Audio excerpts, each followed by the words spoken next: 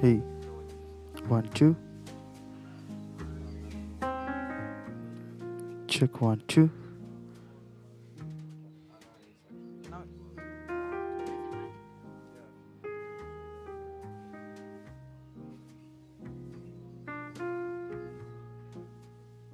Check. Hey, 1 2.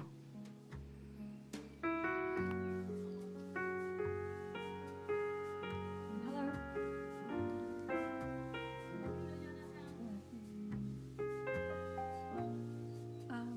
Sorry, I couldn't hear your voice yet. Check. Hey, 1 2 2.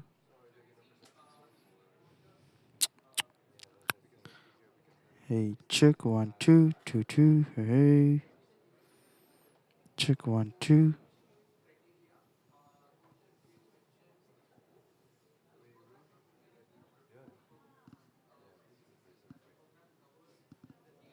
Check. Hey, 1 2 2 2. Hello.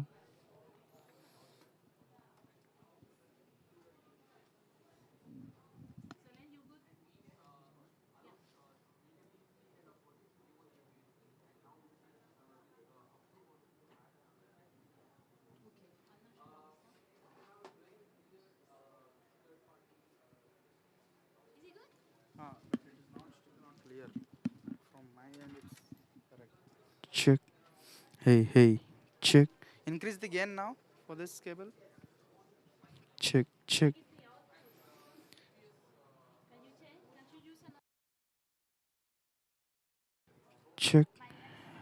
Hey,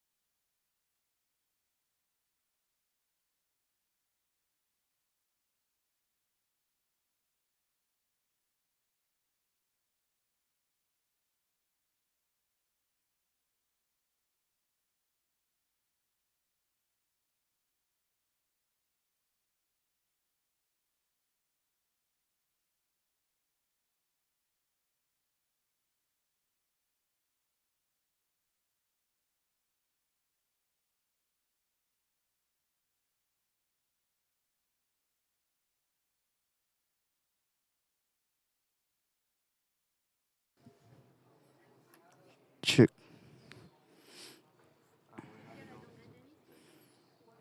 Check. Hey,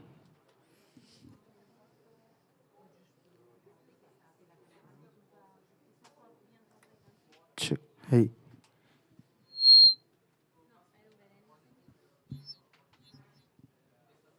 check. Hey, 1 2.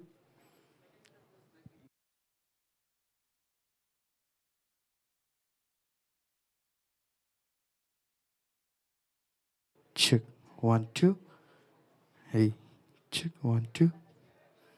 Check 1 2. Hey.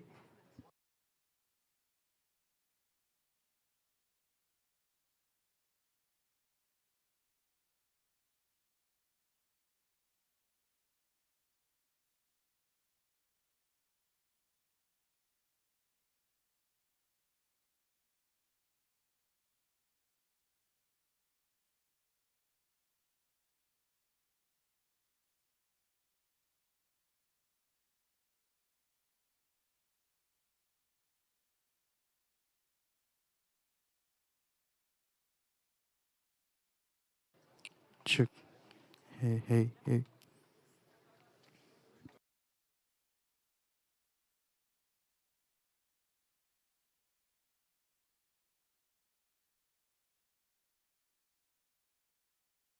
Quite a few.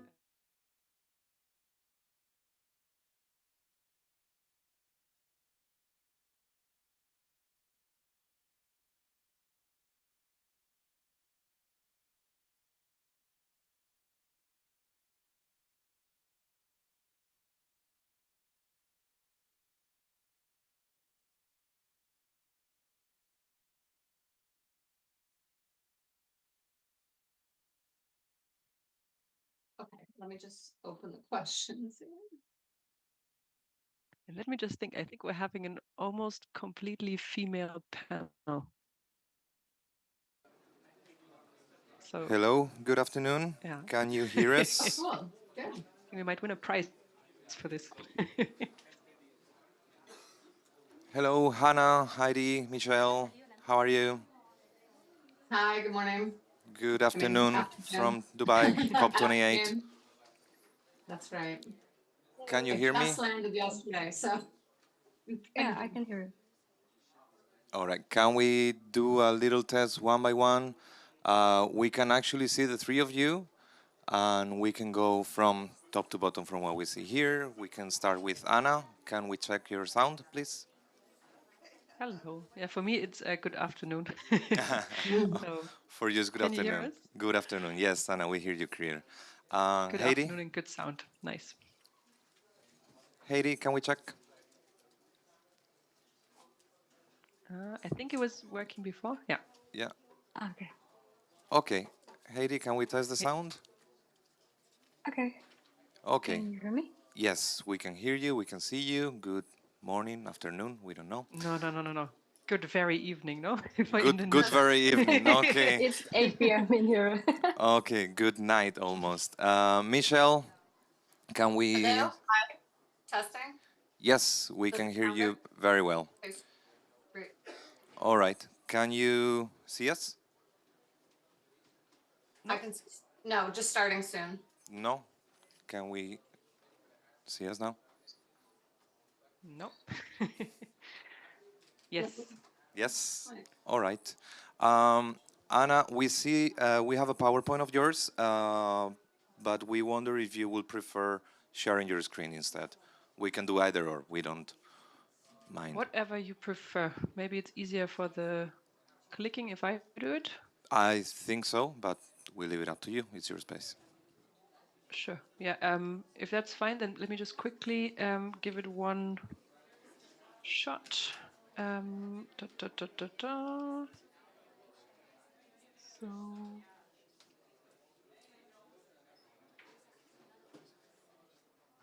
that looks good, no? Yeah, that looks good. Okay, super. I'll stop sharing then. All right. I think we are ready. We are going to put the other presentation. And do you have any question? I think we're good to go. Hello, Anna, Heidi. Hello? Hello. Hello, Michelle. Can you hear me? Yes, we can hear you. Fantastic. Thank you very much for being there on Sunday. Thank you. Okay, Thank you. Nice to we be will with you. start in 1 minute. Oh, the streaming is already open? Or starting soon? And Jorge, okay. So that they hear me. The streaming is already on, but we have a starting soon Okay. placeholder Okay. Animation. So Whenever it's you not- start talking, Okay, we super. ping the cameras, we start the show. Okay, super. Thank you, Jorge. Thank Do you need very anything? much. No, just my bottle of water, maybe. Just. If you don't mind, I would like to take my water too.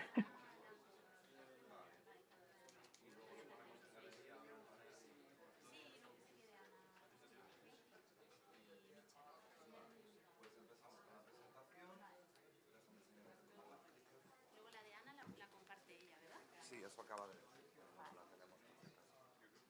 Can we put the PowerPoint?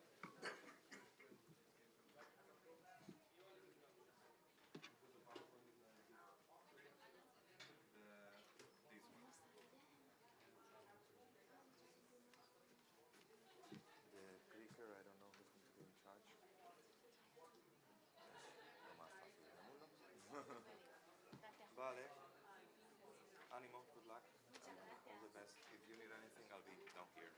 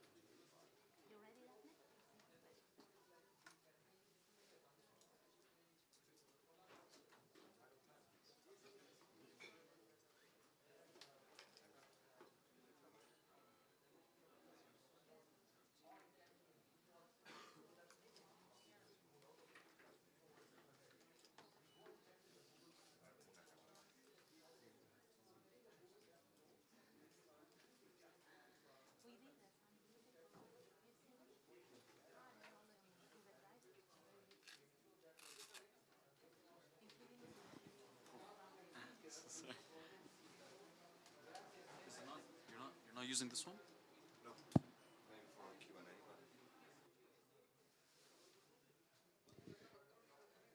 We can go? Okay. Hello, everyone. Good afternoon.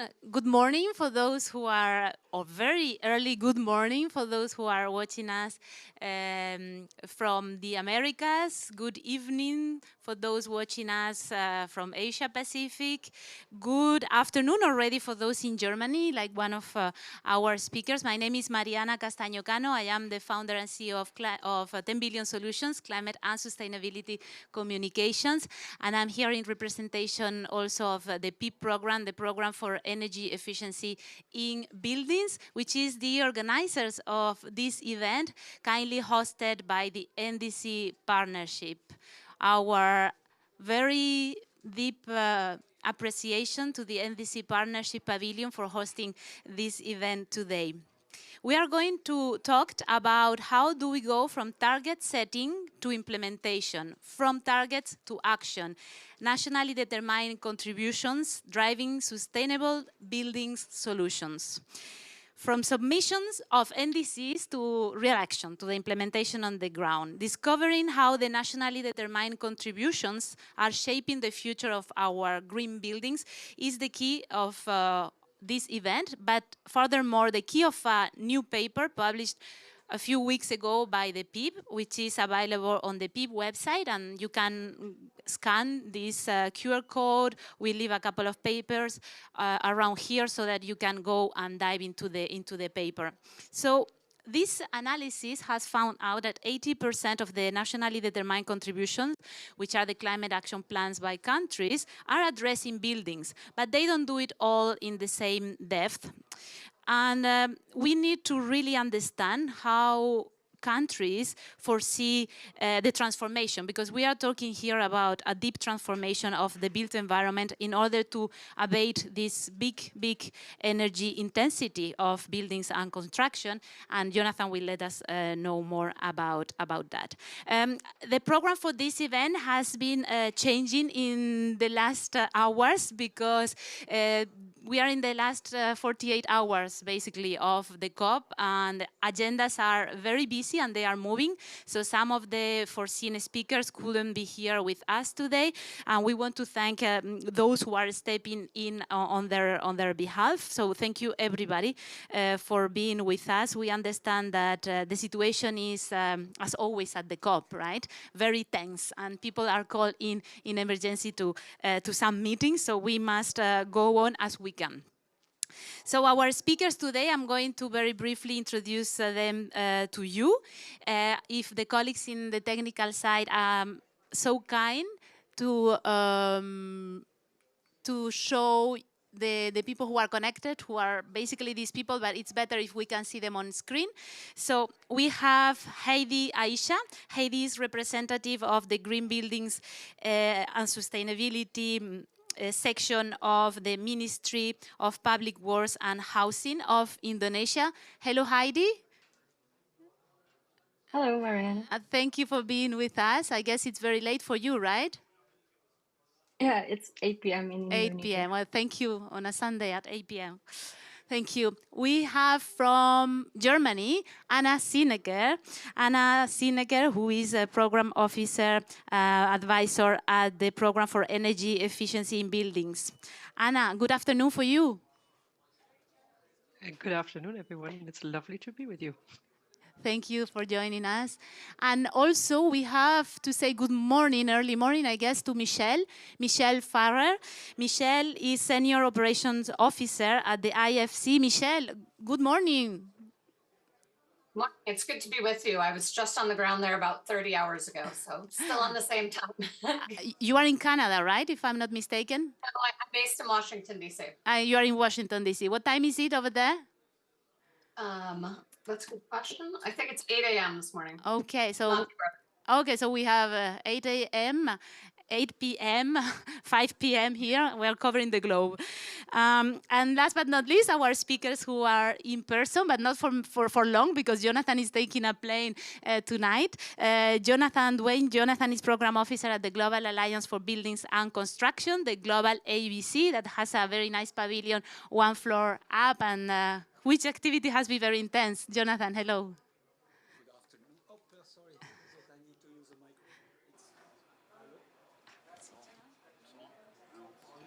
microphone? Oh, sorry. Okay, so we need to put it on. Earlier, I was told not to touch the microphone, so I didn't dare doing that. But yeah, good evening, I think. No, it's already 5 Yeah, it's already p.m. evening, right? It's almost dark.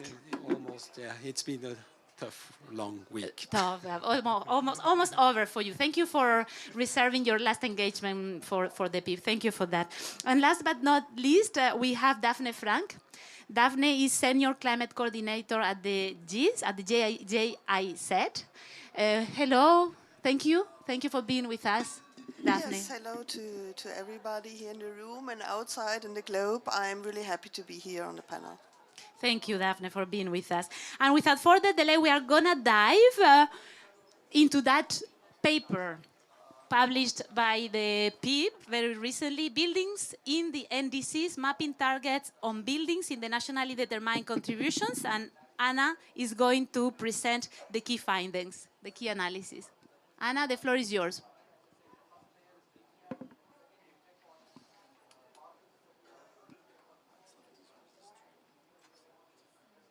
So, great, yeah, wonderful to be with you here today.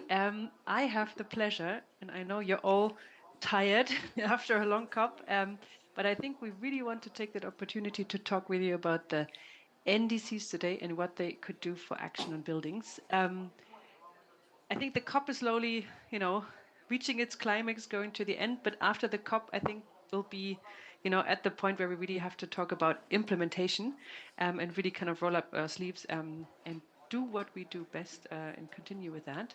And so I'm going to take you for a really very short spotlight on what we found out about what the NDCs say already today about buildings. Because this was an issue, it was discussed for a long time. NDCs, very important climate tool, really important for climate action on buildings, which represent 37% of greenhouse gas emissions from energy, so a huge topic. But no one could quite tell us what's inside. And so this is really what we tried out to find out. We set out already quite some time ago, took on quite a chance, quite a challenge to actually look through all the NDCs and really find what's written there on buildings. And I'm going to take you on a little tour to do that. So just really quickly, who am I? My name is Anna Zinnecker. I work for the Program for Energy Efficiency in Buildings. We've worked for 5 years already, together with the French development bank AFD. So I'm employed by GIZ, and we implement a program together which aims to, do nothing less than transform the building sector through financing, policy, and capacity building. And our vision is to really reach, on the one hand, a zero emissions, but also resilient building sector. So what do we do? So as I said, we really plowed through all the NDCs. So there's we looked at 194, and we had young architects, young researchers working on this, and they really looked at each individual one and looked for the real targets on buildings. And then they put it all into one giant Excel, which we're very happy to share with researchers, because we think it's really important that we build on this. And what we did then is that we classified them. So we looked at kind of the content, what's written in there, and then we put them into, on the one hand, mitigation, adaptation, and also cross-cutting issues. But we also looked at subcategories. So we wanted to see, is it only, buildings? Is it just changing light bulbs in public buildings, which is important, but it's not going to transform the entire building sector? Or is it really things on building codes, certification, or like much more wide-reaching, let's say, activities? And we broke that down, and I'm going to tell you a little bit about this. And we also looked at cross-cutting issues, especially the question of is it backed up by finance, or does it mention finance, and does it have quantitative targets or specific points that it would highlight? And yeah, and you find that report on our website. You also find the entire compilation of all NDCs clustered by sector. So anyone working on adaptation, for example, you know, you're most welcome to have a look there. I think it's going to be very enlightening.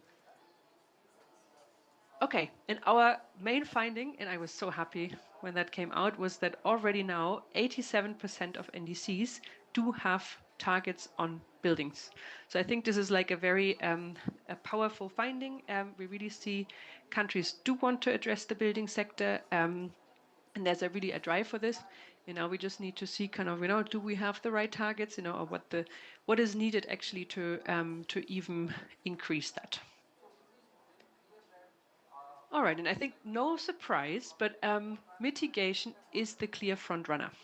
So we looked at all the NDCs and then we checked who has what, yeah, and we found out among all the NDCs that have building sector measures, so that's these 84%. And sorry, it's 84 because the EU is a bit difficult to classify, but that corresponds to our 87%. But yeah, so these 84% is like the total of NDCs, but we see almost all of them. So 80% have mitigation measures for buildings, yeah? So focus on mitigation. But very interesting, 53% of all NDCs already have something on adaptation for the building sector. So really, a very surprising and quite wide-reaching figure there. And then there's some that also have the cross-cutting issues. But then what we also saw is there is a really a wide difference in what is contained in these NDCs. So I'm just pulling out what we have on mitigation. And as you can see, I mean, there's 167 NDCs in total that have something. And the biggest group was actually energy efficiency in design, which was very interesting for us. I mean, it's really, you know, it's not one specific aspect, but it could be building codes, it could be certification, and really kind of like taking a very comprehensive approach to the building in total. Then we, of course, had a lot of measures, a lot of targets on appliances. So that's the number of NDCs that mention the appliances, and even more measures. Yeah. So I think every NDC has several ones. So appliances was a very popular one as well.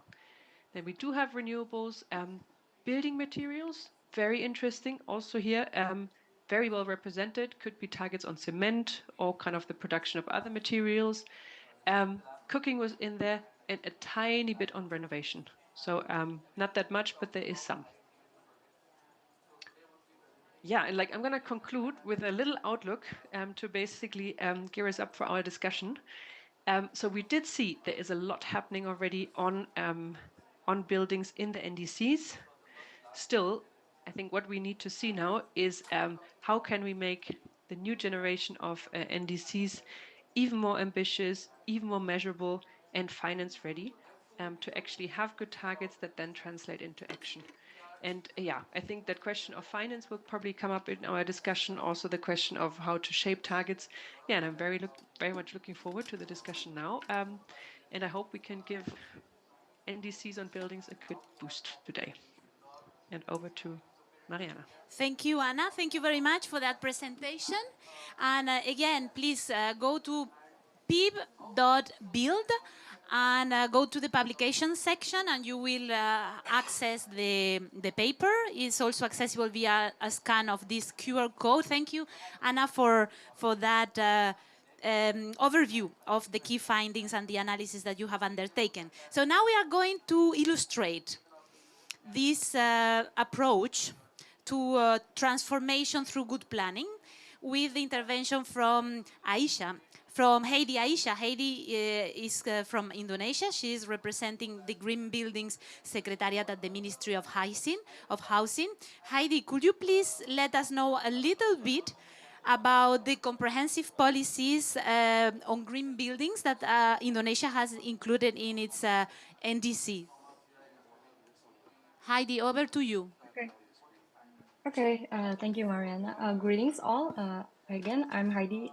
as the representative of Green Building Secretariat, Ministry of Public Works and Housing Indonesia. And maybe before answering the question, first of all, I would like to express our sincere apology that due to unforeseen circumstances, Mr. Fajar, our head of Green Building Secretariat, that's supposed to fill in on behalf of our director, Ms. Dian Irawati, is unable to attend this panel discussion. Therefore, in lieu of their absence, I will be doing this panel discussion. And okay, and well, thank you, Anna, for giving us the overview of the report. Sorry. Yeah, we could start, Heidi, actually, we could start with a quick reaction on the presentation from Anna, and then we can deep dive into the Indonesia's case. But what is your first reaction when you heard what Anna presented?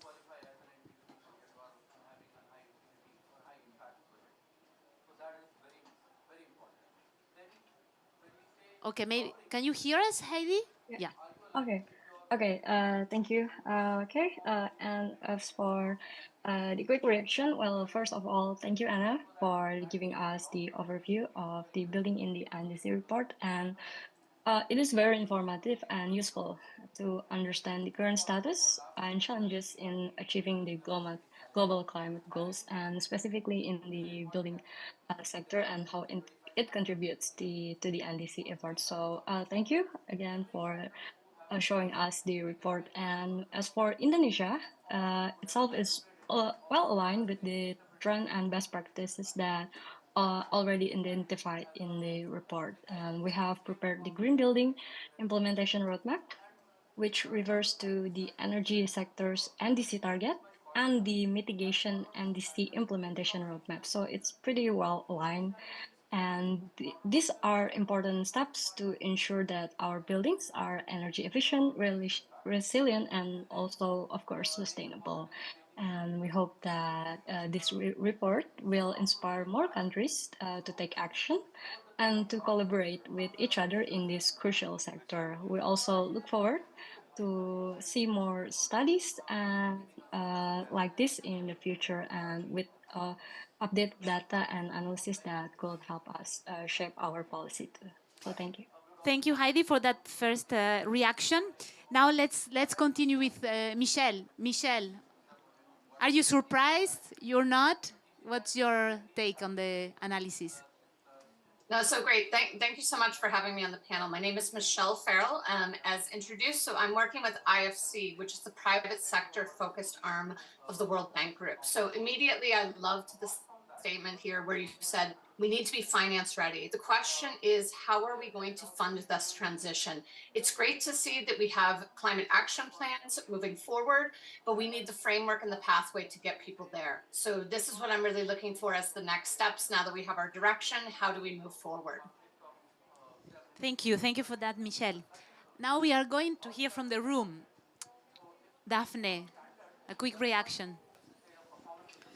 Yeah, thank you very much. I think this is a very important work which has been done really to review every NDC which exists and to have a closer look at it. And on one hand, I was positively surprised that it has been mentioned that 87% of the NDCs contain something about the transformation of the building sector. And I was not surprised about the fact that adaptation has not been mentioned as much as mitigation, but there's still a lot to do. I think in the building sector we have to look at both sides, mitigation and adaptation. So it was really interesting to see the different kind of figures and percentages of this analysis. Thank you very much. And now your bread and butter, Jonathan, actually, from you, your commentary. And I think it's great to see that, buildings are more and more mentioned, and that it's actually getting more detailed. So that's already a very positive trend. I was surprised to hear that energy efficient design is coming up at first, because, I think that's really the point that is the most important, if you ask me. It's all about, like, how can we do more passive and how can we push for, well, designs where you need the least energy possible. So I think that's really important. The other part that I thought was pretty good is that materials actually comes up pretty strongly. So these are two things that I think for me were like nice to see. On adaptation, I mean, years ago already, I mean, you could find some actions on buildings on adaptation, but in the national adaptation plans. They were not appearing in the NDCs, but were already to some extent in some countries, because there are a number of countries that have always put adaptation more as their priority than mitigation. But you could find them more in the national adaptation plans than in the NDCs. So it's good to see them now also coming more strongly here, even if I agree, more needs to be done. Definitely. Yeah, I think that the approach is more and more comprehensive to NDC. I think that from the initial NDCs, those prior to the Paris Agreement, to the update, to hopefully the new round of NDCs that we will see from now to 2025, I think that the quality and the ambition of these NDCs will grow and will be more specific. Now, let's go back to Indonesia. Heidi, from your perspective, we know, because it's been reported by the analysis, that Indonesia has a very comprehensive approach to green buildings policy making. So could you please, in a nutshell, explain to us what is that approach? Okay, thank you, Mariana. If you don't mind, we would like to share screen our presentation a little bit.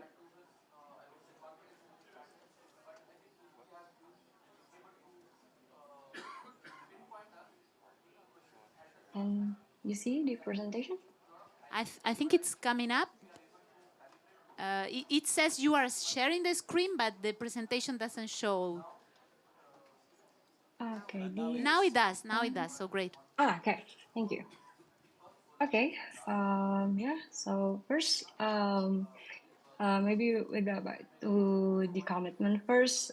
Indonesia government has stated that its strong commitment to reduce GHG emission, as stated in the long-term strategy for low carbon and climate resilience 2050 report. And, with further exploration, opportunities to develop a fast-forward net zero emission by 2060 or sooner. In the midterm goal, Indonesia itself has announced its ambition to reduce the GHG emission through the Enhanced Nationally Determined Contribution, or NDC, by almost 32% without conditions, and by around 43% conditionally in 2030.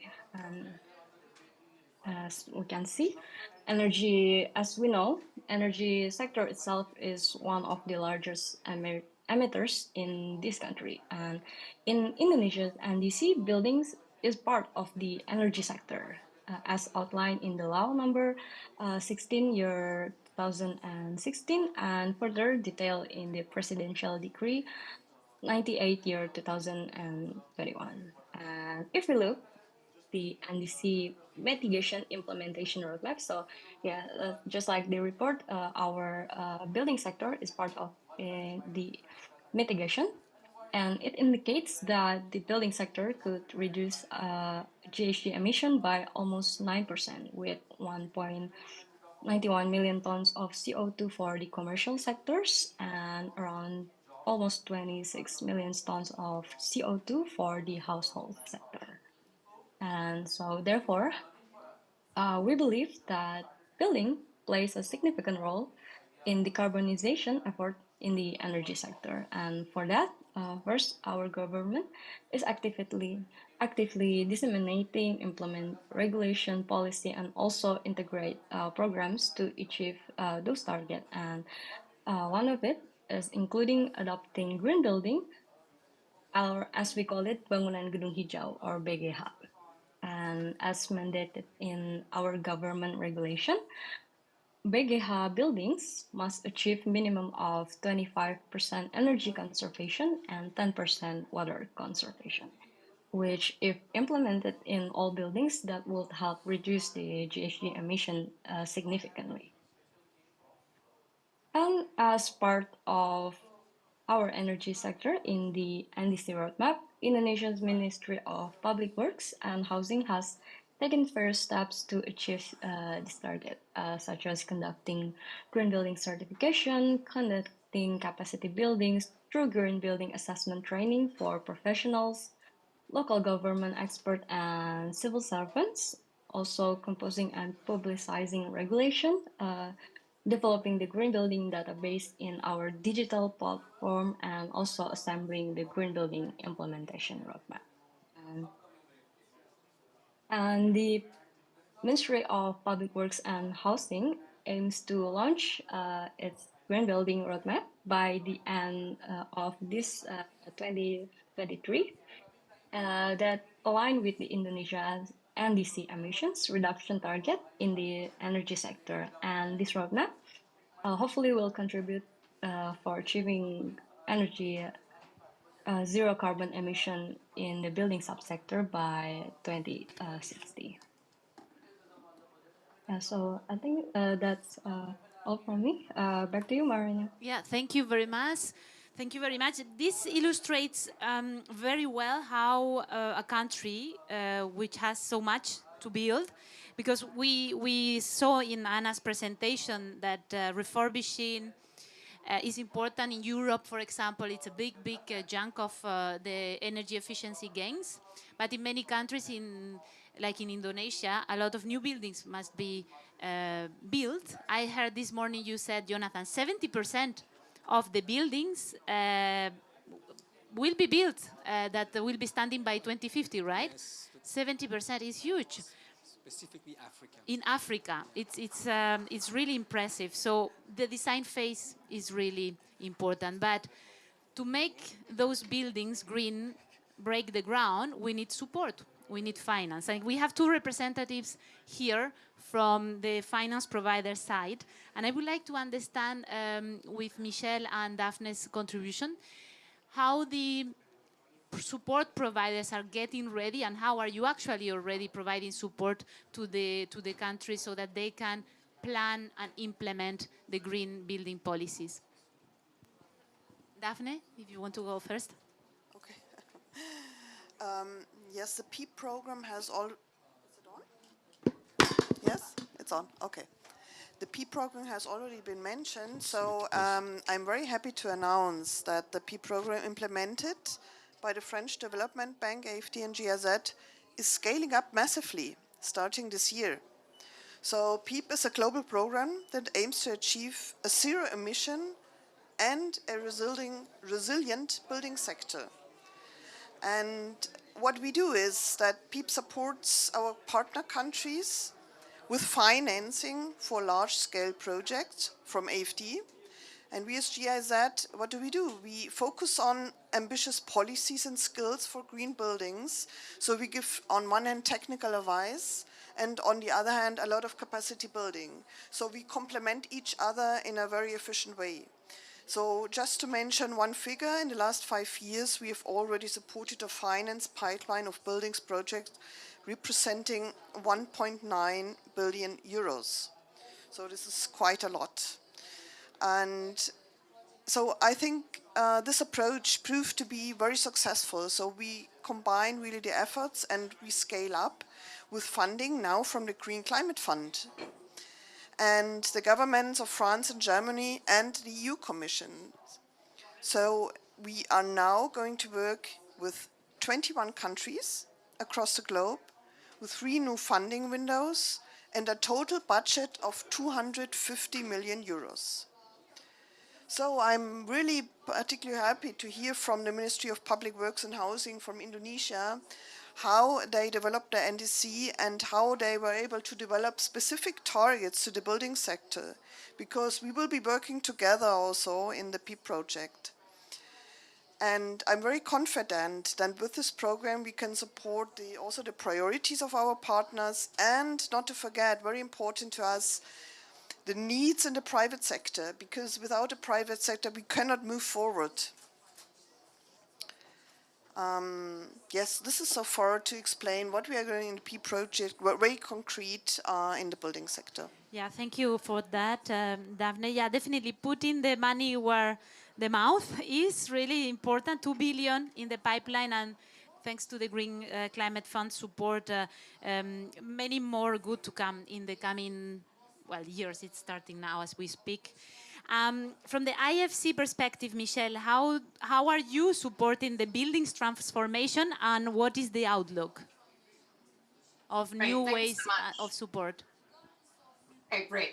I mean, I think it's great to hear what Indonesia is doing here with the codes, right? We're really looking at the leadership from the government.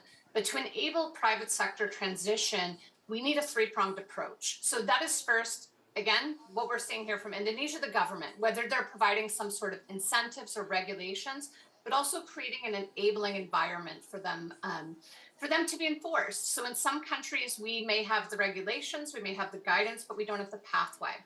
The second path is also finance. There needs to be some incentive, usually at the beginning, and I'll dive into our market accelerator for green construction, which is our partnership with the UK government, and how that works. Next, once the proof of concept is there, we find that if we are able to build the capacity and the skills, whether this is proving the business case for developers, ensuring there are skills in the market for technical staff, then once that holistic enabling environment is there, the market can really move from these targets to action.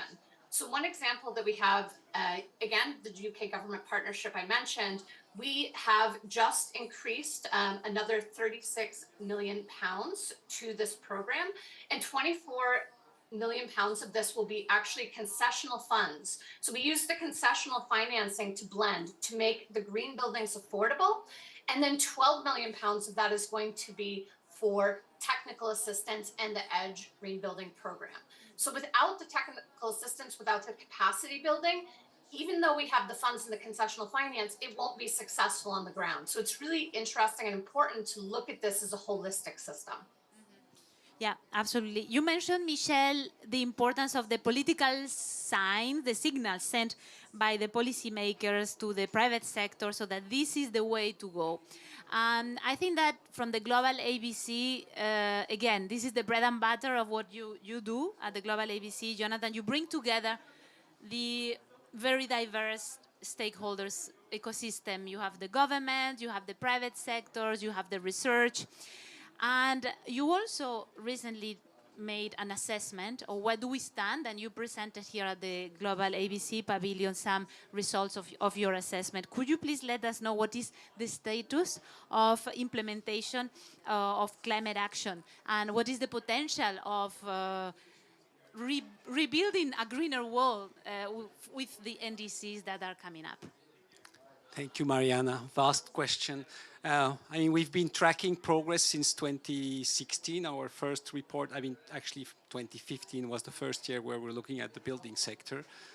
And now it's our 8th report that is going to be issued now in March this year. So we did a preview here at the COP just to update a little bit, okay, where do we stand in terms of trends? What we see is that actually, unfortunately, we have not really moved from 2015. So we're at the same level in terms of our emissions. And so the gap is really increasing between the path on which we should be and where we are today. So overall, I mean, there's been progress, but the progress is so small that actually the impact is not there yet on the transformation in, say, for the sector overall. I mean, in terms of emissions, we've increased more than 5% since 2015. So that's actually not so good, because that means we're increasing. And on the other hand, like if we look at the energy intensity, well, it only decreased 5% since 2015. So it's very low, and it's 15% higher than we need to be on track. So definitely a lot of work to do. And when we look at investments, I mean, the investments, well, they're currently falling. I mean, and when we say that, of course, it's very much related to what's happening in Europe, or, where like it's more difficult to get loans and all these things. So the construction sector is actually slowing down a little bit. And it's 39% lower than the needed value in terms of investment. So most of the investment still goes into basically brown buildings, if we can call them like that. It's actually less than 5% of the total investment in the building sector that goes to green or sustainable buildings. So there's really if we want to move to scale, there's really a big change that is needed. In terms, if we look at policies, well, building codes, there's still a lot of work to do also there. I mean, a lot of countries in Africa don't have building codes yet, so no building codes at all. In a number of countries where they have building codes, they're far from being aligned with, net zero targets. And we don't talk here about the part of adaptation that also needs to be integrated. And of course, the countries that are the most advanced, there are basically 3 building codes today that we can say they are aligned with net zero, and those are in Europe. So there's still quite a long way to go in terms of really getting, I would say, the enabling environment in place that actually supports the work that others are doing to make this, this whole transformation happen. Looking at the NDCs, it's great to see more and more integration of the issue of buildings and more details, but we need more details still. And I think one of the challenges is more related to the fact that the building sector overall, it's very difficult in many countries for them to find the data. I mean, I've been working in countries where they don't know absolutely what their building stock is. If you don't know the building stock, then it's very difficult, of course, to make projections. So overall, I think there's really work that needs to be done also to help the countries getting the data and the information. Because in the end, when we are going towards, I think, a lot of the financiers, what they want to see is numbers. And to make those numbers, we also need to have actually the information that can create the numbers that we put forward. And then, I mean, if I think about the NDCs, I mean, NDCs are critical, especially when we talk about climate finance. But I think, there's a lot of other finance. And, the finance that happens in the countries, it's actually through their national development plans, and it's actually in their sectoral plans. And if I'm a partner that goes in the country, I'm going to look at those plans and see how am I going to support the country. So I think it's very important also to actually integrate all these issues on buildings also in these plans at the same time, so that the public funding that goes to the countries actually also goes towards some of the activities that we identify. And there, I think roadmaps are really important. I mean, the roadmaps are a way, in a way, first of all, to bring all the people together, to understand where we stand, and then from there, look at, okay, where do we want to go and what needs to be done to get there? Looking at, short-term, medium-term, so looking at the low-hanging fruits first. What can we do that is quick and that actually can yield the best results? And then having a long-term vision where we are very ambitious. But unfortunately, we cannot be ambitious from one day to the other. There are a number of steps that we need to go through. And I think what is really important overall is to be realistic, I think that it's very important when we do those things and we think about the actions that we think about very realistic actions first.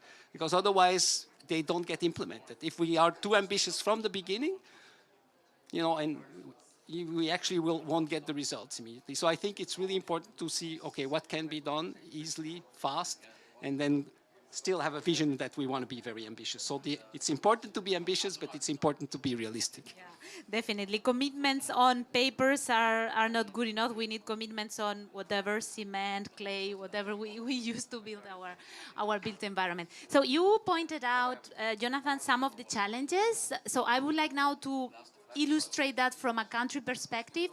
I would like to see, Heidi, what are the challenges that you are facing in Indonesia to go even further in the planning and implementation of green building policies? What are the main obstacles? Are they financial obstacles? Are they capacity building? What are they?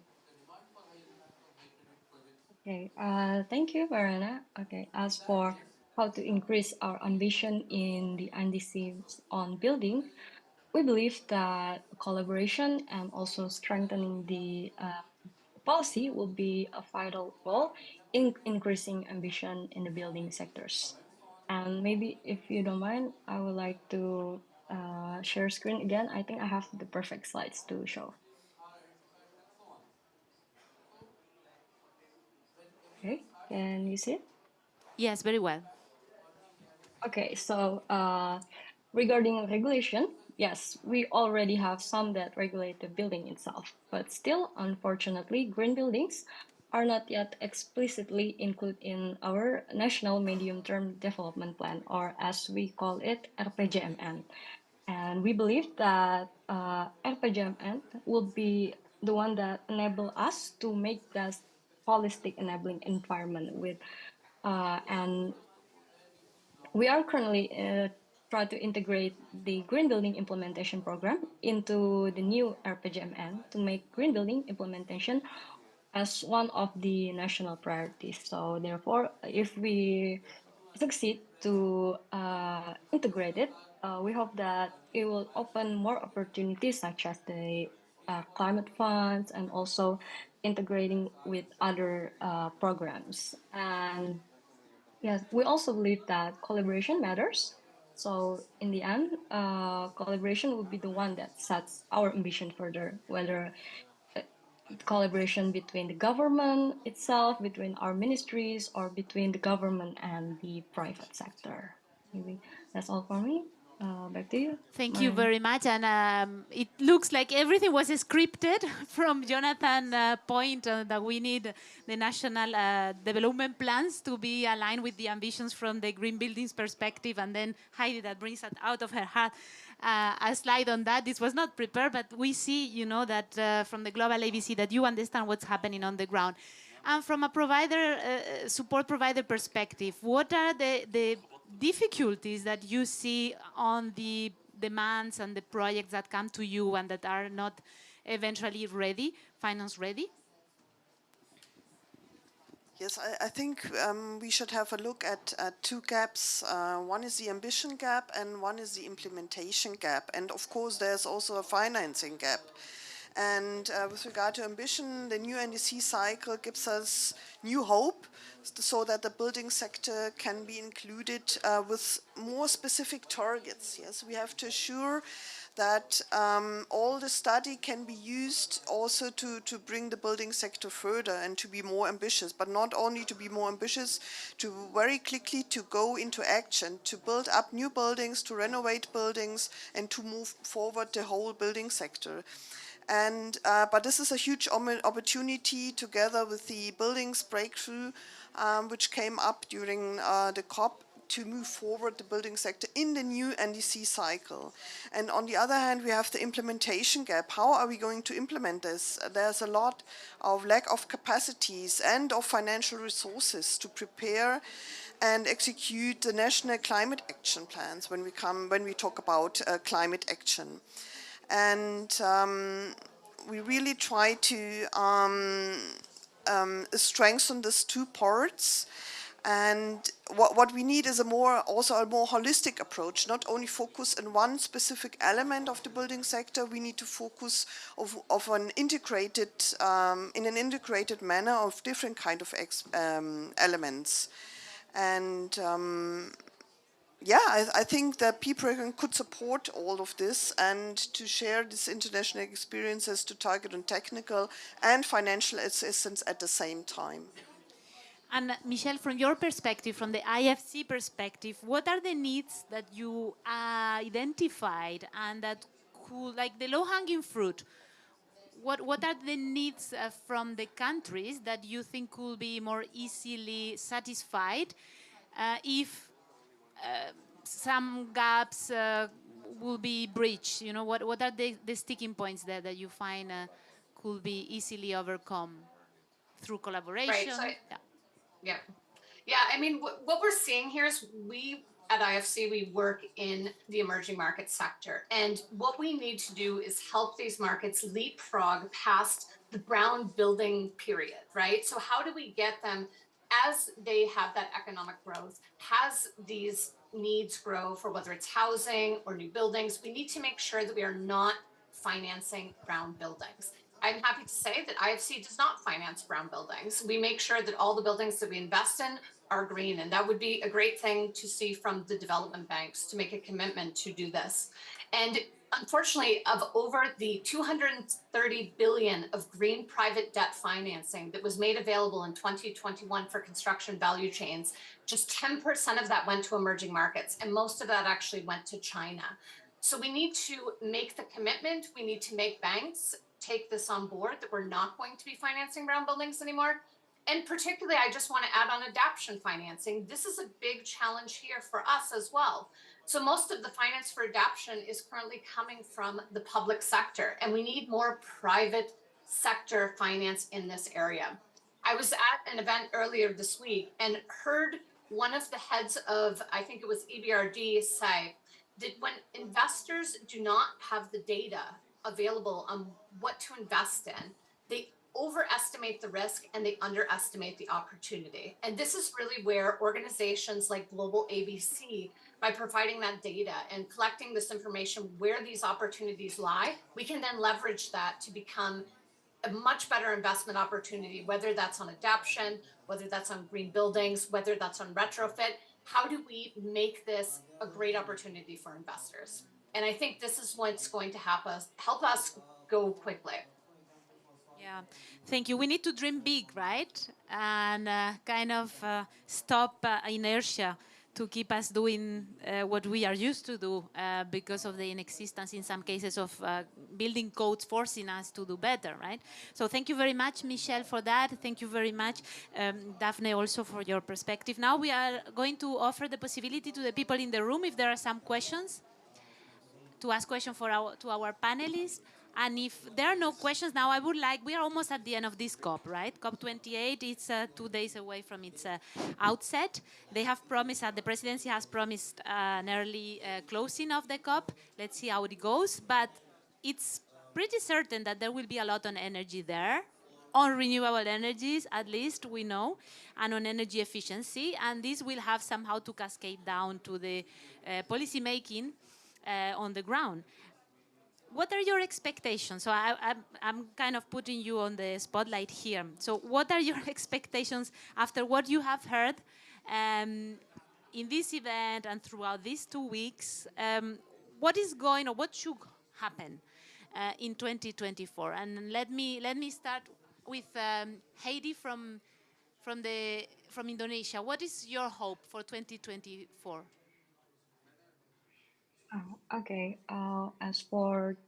Thank you for the question, Marina. As for the 2024, in terms of our target, Indonesia itself in our green building implementation roadmap actually already divide our goals into 3 terms. The short term, that will be in the next year, midterm, and then the long term. And maybe if I could share screen again to explain what we would expect in next year, if you don't mind.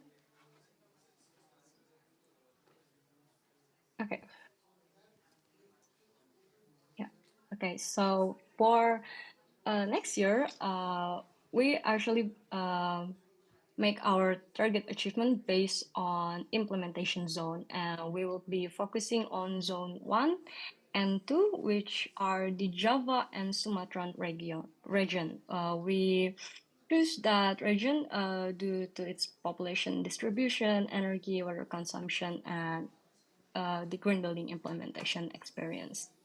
And yeah, we will occur it in stages from short term, medium term, and long term, and we will be doing it in facing as the roadmap said. And additionally, we are also targeting specific short term achievement. Such as establishing tools for the green building BGH certification that will be integrated into the building management information system, our digital platform, and also develop curriculum for vocational and higher education, increase public awareness by promoting the green habits in daily life, and support green building implementation through technology and innovation development. So that will be our focus in next year, and hopefully all of it could be implemented. Back to you, Mariana. Thank you. I think my question should have not been what's your hope for 2024, because actually you have a plan. So having a plan is so much better than having hopes for the future. Thank you, Heidi, for that.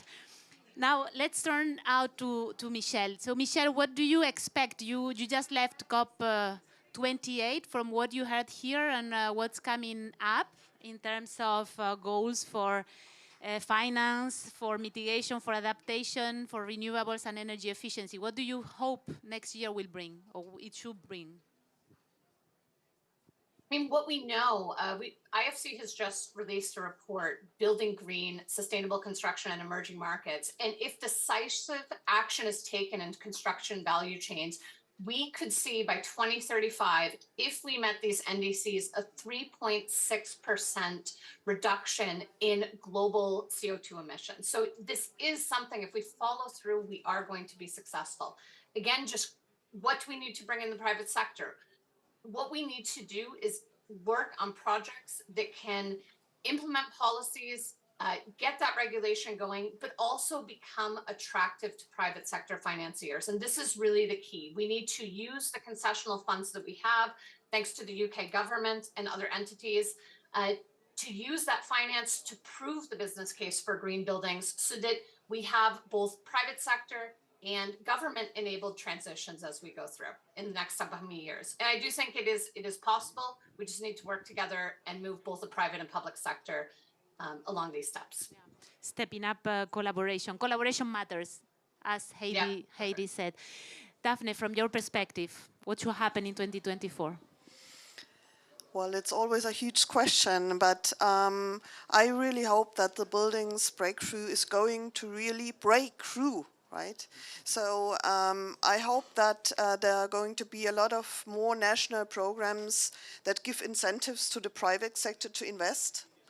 Yes, I hope that there are going to be a lot of methodological research and other kind of approaches to really to be able to calculate emission reduction in the building sector in order to move forward, to show up and to really highlight what has been done by a national program to really reduce GHG emissions. And I really also could say that GIZ is committed to explore how we can support, to contribute, to give it this extra push also for the NDCs to become more ambitious in the building sector. Yeah, definitely. So next round of NDCs due in 2025, we really need more ambition, because all the reports from UNEP and the UNFCCC are showing that ambition is not at the level it should be. So now the word for finishing this event is coming from the co-organizers of PEEB and the Global ABC. So let me turn to you, Jonathan. Your expectation, you have a lot of work coming up in 2024, more than usually your whole plate, but what do you expect from next year? I guess a lot of work and a lot of expectations. No, but I think the Buildings Breakthrough definitely is, we launched the Buildings Breakthrough here. We're following this with the forum. And the forum in Paris in yes. March, 7-8 March. Exactly. In Paris, Global Forum on and Buildings where and we're Climate. actually, the ideas, well, here at COP, we don't talk to the ministries that are in charge or more closely in charge with the building regulations. So the idea would be really to talk to them and to bring them on board, on this climate agenda. So that's one thing I hope that will help, in the countries also, having those ministries more on board. I understand they have other issues that they need to look at. The shortage of housing, what do you think? It needs to be built fast and cheap, because, you want to build as much as possible and you don't have that much funding. How can we actually get the solutions that you do affordable, low tech, but, sustainable housing? And that's hopefully part of the work that the Buildings Breakthrough will be working on.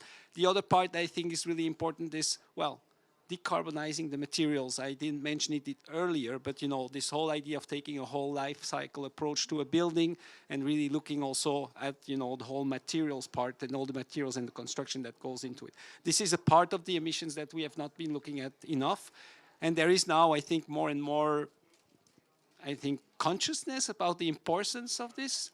So there's starting to be important action. There was also a cement breakthrough. There's also an initiative on wood in construction that was launched. So I think that will also be a very important part of pushing overall the agenda. So collaboration, agreeing on, what does it mean actually to have the definitions on net zero buildings are different from one place to another. There's still no agreement. This collaboration between the countries should really help getting to a common kind of understanding of some of those things. And then let's not forget adaptation, of course. A final thing is that, under the UNFCCC, there's the Technology Executive Committee, the technology mechanism, and in the technology mechanism, they have in their work plan for this year that actually buildings and construction is also there. So they want to collaborate with us also. And the good thing is that, working through the tech, you can actually get a certain number of recommendations that will come in the text that will actually be proposed then for the COP. So hopefully we can manage to bring a certain important elements on the buildings in the COP text for next year, so that actually there's a stronger commitment from all the countries and then stronger engagement in this topic. Yeah, definitely. I like to say that buildings is the next frontier after energy. So let's hope that energy is very well into this decision at the end of the COP, and that next year, as you say, building is not. It should be discussed in the high-level discussion in parallel to negotiation, but it should definitely be part of the text because they are legally binding. So thank you for that, Jonathan. And Anna, I turn to you.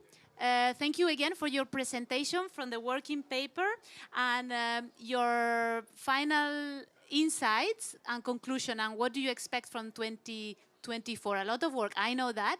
And your expectation, what are your expectations? Yeah, thank you, Mariana, and thanks to everyone on this panel. I think it was really fascinating discussion, and more than fascinating, I think it really pointed to what needs to be done. I think there's 2 points that I take away, 2 large avenues. I think the one is that I think it was called the ambition gap, right? So that question, what is written in the NDCs, to really be comprehensive. I think we have a lot of interesting material looking at building design, building code certification, but then really also building materials and adaptation, I think, and expectations, right? Jonathan, I'm looking a bit at you. I think Global ABC has a great role to play here in terms of coordinating these efforts.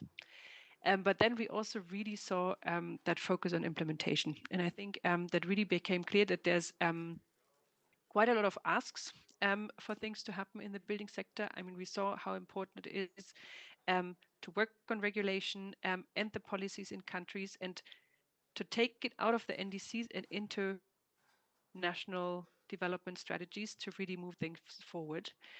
We definitely need data. So I think also in Global ABC, there will be more work on data. The Buildings Breakthrough will focus on data. Also with PEEB, we work on this as well with our partners. And I think that will be a very important signal, really, on the one hand to the public sector, but really also to the private side, because that's the only way how we can basically channel investments to where we need it. And I think we need the ecosystem. We need a lot of different pieces of the puzzle to work. The NDCs don't happen in a void. And I think 2024 will be a crucial year. We all have our work cut out. And I'm very much looking forward to continuing this journey with all of you. So thank you very much. Thank you, Anna, for your words, and thank you for organizing this event together with the Global ABC. It's been an absolute pleasure. I want to thank Michelle and Heidi and Daphne for also being here. I want to thank the NDC Partnership Pavilion, Jorge, all the technical staff for hosting us today. Thank you, everybody here in the room, and those who are watching online. I wish you all a very good evening. Those who are traveling, safe travels back home, and a very happy end of the year, and good energies vibes for a 2024 that it is coming full of hope for a greener future for everyone. Thank you, everybody. Bye. Thank you. Have a nice Everyone. Thank you. Could you please Bye-bye. stay on camera? Okay. Yeah, maybe do we remain seated?